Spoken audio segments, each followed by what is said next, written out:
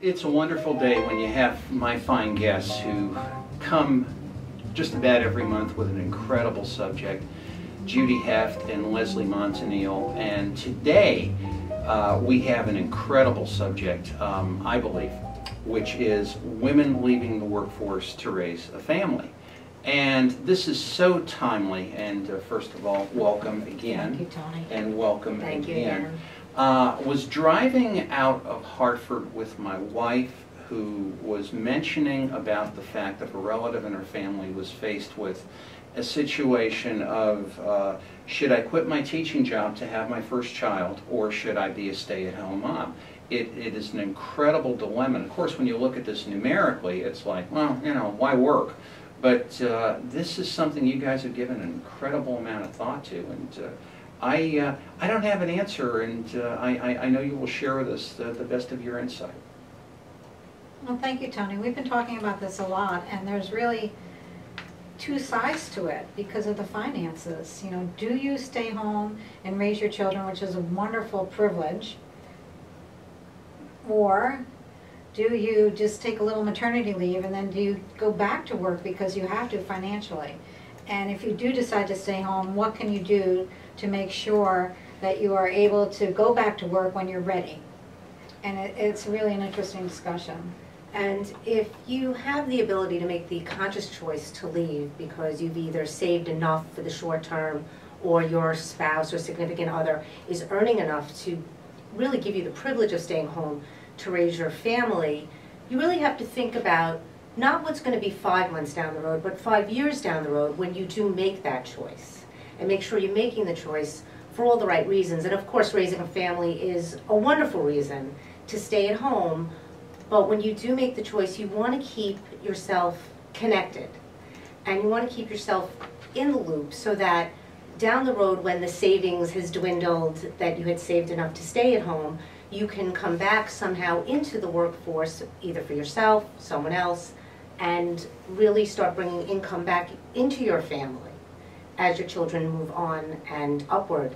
As we know, children get older, they don't get younger. Yeah, and this is kind of the case with the rest of us. I'm the student here, I'm not the teacher, but I will recall one story. My first wife, Jean, who passed on a few years ago, she was part of that whole kind of early 80s thing of the generation of, we can have it all. You know, we can have a family, we can have a full-time job, and there's nothing stopping us. And 10, 15, 20 years down the road, when you'd sit at college reunions with her classmates, it would kind of be, and they were shaking their heads saying, hey, they didn't tell us about this. And, you know, it was a dilemma then, and it's a dilemma now, you know, and I guess that's the whole thing. You know, can somebody do it all, or are there choices to be made? Well, I think it really depends on what you think having it all means. And, interesting, you know, having it all for one person is not the same for the next person. There are people, families out there who have 3 children. There are families who have 1 children. If you know that you want a large family, then if you opt out of the workforce and leave the big career, you then want to take advantage of staying connected to that former colleague. You want to have coffee when they invite you.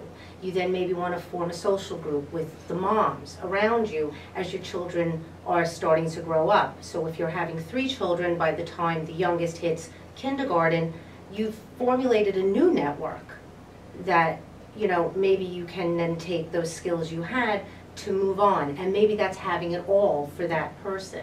You know, maybe continuing to stay home is having it all for that person. I don't think it's one particular having it all as it was in the 80s. Right, it's not a one-size-fits-all is what you're saying. Correct.